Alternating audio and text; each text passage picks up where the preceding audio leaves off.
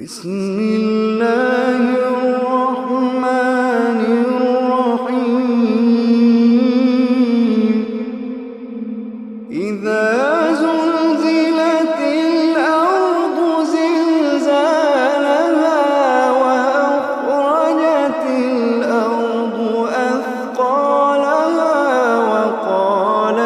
الإنسان ما لها إذا زلزلت الأرض زلزالها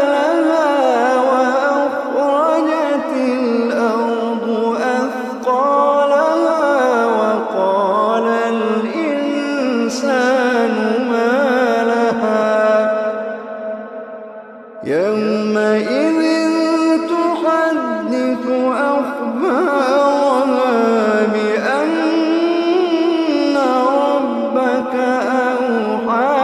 لها يومئذ يصدر الناس أشتاتا ليروا أعمالهم